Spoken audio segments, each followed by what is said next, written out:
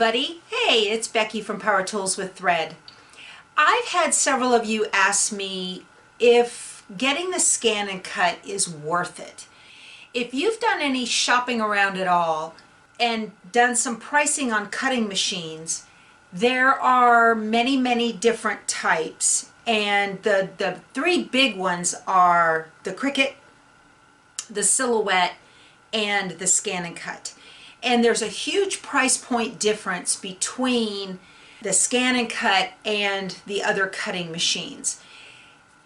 I prefer the ScanNCut simply because I do not want to have to fiddle around with hovering my phone over some kind of calibration page to take a picture of an image and get it to scan into the machine.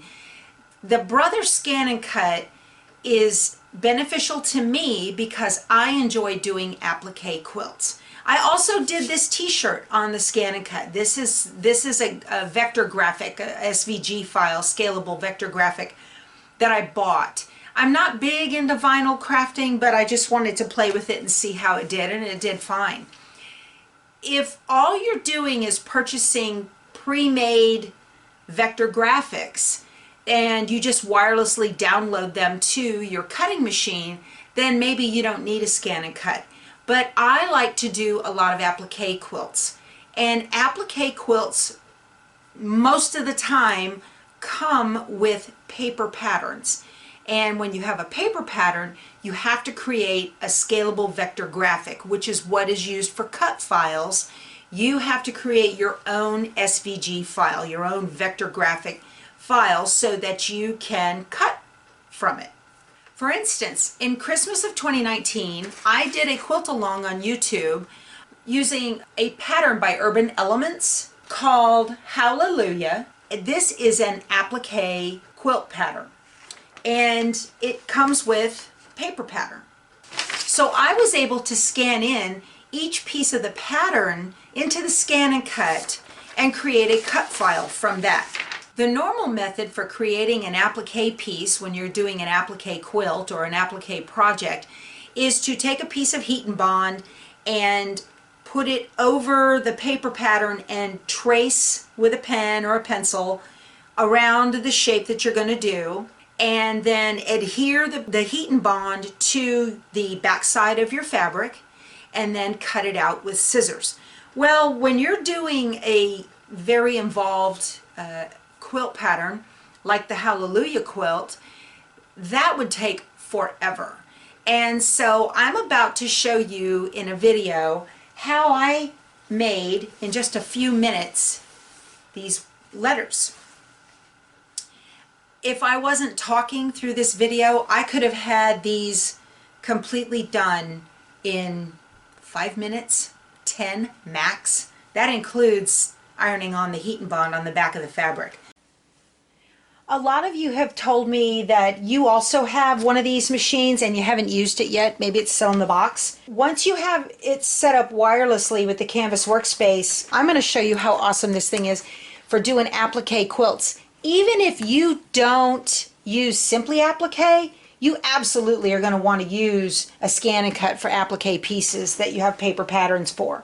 So at least just to cut them out. So there's a protective coating on the mat. You want to take it off. This is the low tack sheet, okay?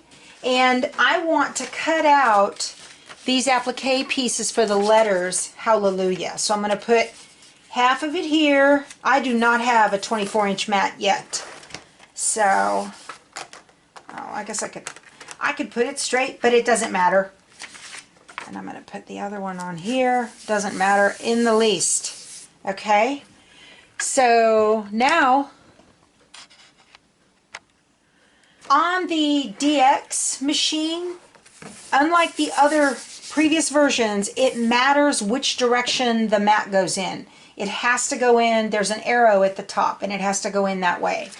So I'm just going to put the edge of the thing right here, the edge of the mat right on the end, and this is the load button. It looks like a grid. That's the load button. Looks like your mat.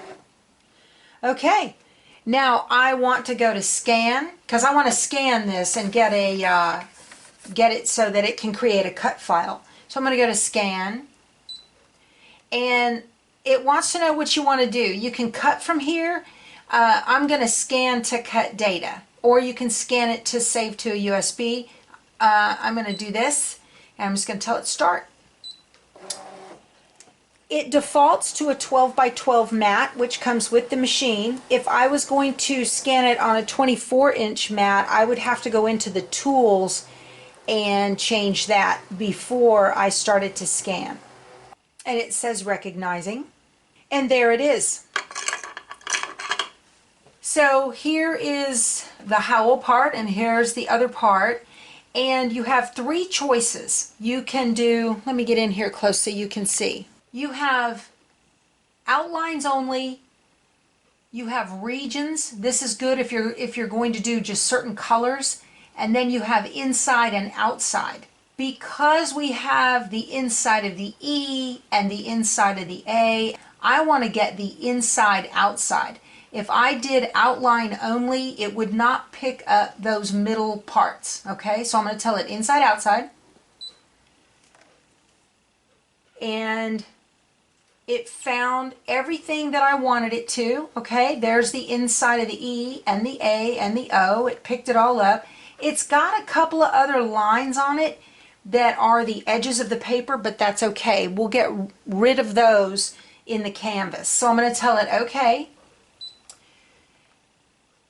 And it wants to know what I want to do with it. I can save it in the machine, I can save it to USB, or I can save it to the cloud. I'm saving it to the cloud. It says save successful. I'm going to tell it okay. Okay, so once you get here and you have your new, you don't see your project, go to new, and then go to my projects, and here it is. All right, so now we can see, here's all the other little lines and stuff that we had. One of the things I want to do first is I want to make sure that the pieces, the letters that have multiple pieces, let me make sure you can see everything I see. The letters that have multiple pieces stay together. So I want the E to stay with the little part that's in the middle. So see how they both have blue dotted lines around them? Now I'm going to hover. When you do that, you just click your mouse down and draw and hold it. And when you let go, it will put little blue dots around everything that it captured. Okay, just like that. And let me do it. I go to edit and hit group. Now when I move the E, it moves with the little part, and I know that little part is in the right place. I'm going to do the same thing to the A. Make sure that all my parts are captured. I think you can right click, yes, and group. You can do it either way. Okay. I also want to do it with the J. I want the J and the dot on top of the J to stay together as one. And same with the O. Now that caught something up here, I think, that I don't want. Sometimes it helps to go a little bit bigger so that you can be a little bit more there. That's all that I wanted. I'm going to right click and group and move this out of the way. Okay. So now I'm going to grab the H and move it. I'm going to move these. What I'm doing is I'm getting ready to clean up the mat. And sometimes it's just easier to do it like this than it is any other way.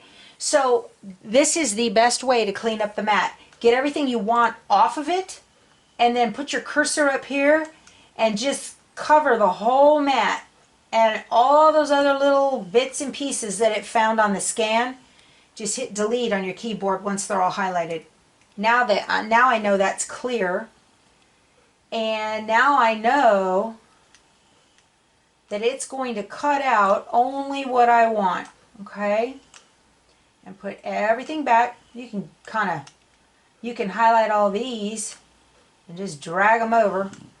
Y'all, this is so much fun. I love playing with this kind of stuff. I just really enjoy it. It does not matter right now what order they're in, because you're going to have all separate pieces anyway once they're cut. So that's no big deal. There. That looks good. Okay. Even with fiddling with that, talking to you guys, this is only just a couple of minutes. Now I'm going to eject this mat by hitting the mat button again.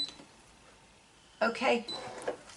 I'm going to peel off the paper off of the low tack mat. You do not want to put paper on your high tack mat, y'all. That's a mistake. Ask me how I know that. All right, now on your regular tack mat, take off the protective coating. Oh, one thing we forgot to do here. Very, very, very important. I have not had much luck in the Brother canvas doing a mirror image of everything all at one time, like group them all and flip it and have it be mirrored, because we're going to cut with the fabric side down on the mat. I've found that it freezes on the canvas. I don't know why, it's a bug, but it doesn't work that well. So what I want to do now is I'm going to go to download over here on the mat. I'm going to hit this big blue button. It turns pink, purple, magenta, whatever. I'm going to hit download. And it wants to know how I want to do it. Do I want to save it to the PC or do I want to save it to ScanNCut? Well, I'm going to save it to the ScanNCut transfer. Okay. So it says now ScanNCut transfer is ready. This has been sent back to my new DX. I'm just going to go to home. Delete all patterns. You tell it okay, because you've done everything with it that you need to. There's a button right here to retrieve data. Where from? From inside the machine, from the cloud, from a USB stick, or you can put a cable between the DX and your laptop, which is the computer. This is to your computer. So I'm going to go from the cloud, and it's retrieving. And there it is. Isn't that awesome? So I'm going to go to edit right here, and it highlights one of the letters, which is fine. These three red boxes, this is select all. Okay, so you don't have to select each one. If you just go button to button, it jumps around. If you hit the one at a time, it'll jump around to whatever letter it wants to do. But if you hit select all, okay, it wants to know, well, like just part of the mat or all of the mat. I want to select all of the mat. So now every single letter is highlighted in the red, okay? Now I'm going to tell it okay. So once everything is highlighted, we're going to go to Object Edit, all right? I'm going to edit this, and here's your mirror button right there. It's a white triangle or a blue triangle, and they're side by side, and we want to mirror these, okay? There's some other editing features. You can weld, you can align your letters if everything needs to be lined up, like if you're doing vinyl crafting. You could touch this, and this will align them left, align them right, top, bottom, mid, whatever. So anyway, it doesn't matter for us because we're cutting out letters anyway. So I'm going to hit this one right here, and everything has been mirrored, and now it's ready to cut. I'm going to tell it okay, and okay. Just kind of line this up. You want the sticky side up, okay? I have heard that you can use clear contact paper for this. I have heard that. I feel like a cat with a piece of tape on my paw.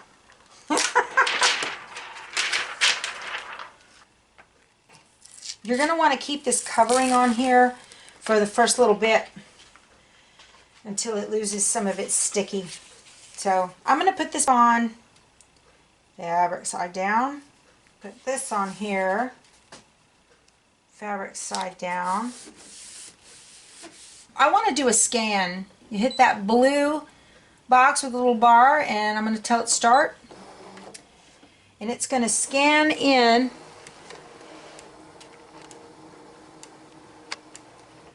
and see the fabric.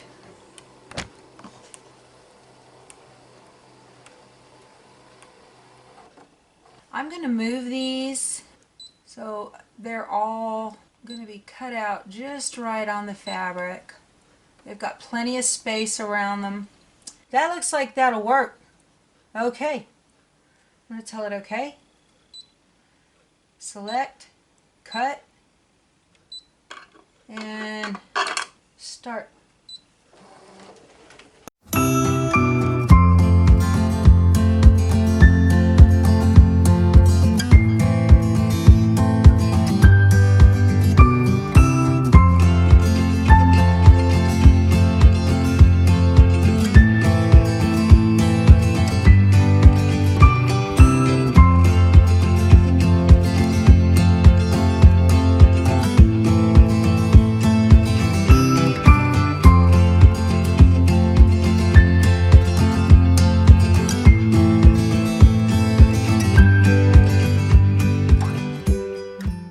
Okay, let's eject.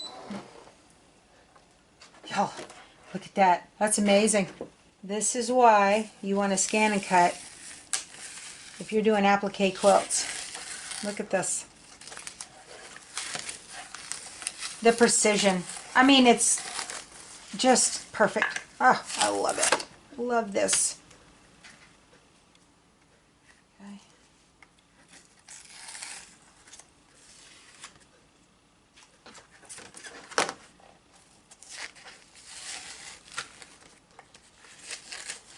I know this ScanNCut does a lot more than what I use it for, but for what I need it for, it's amazing. Now, I use a little handy dandy little dental tool I picked up at CVS, and I use that to weed out the parts in the middle that I don't need. And just pull that. There was another one. There it is. There. All right, my letters are done. Oh, look at this, y'all.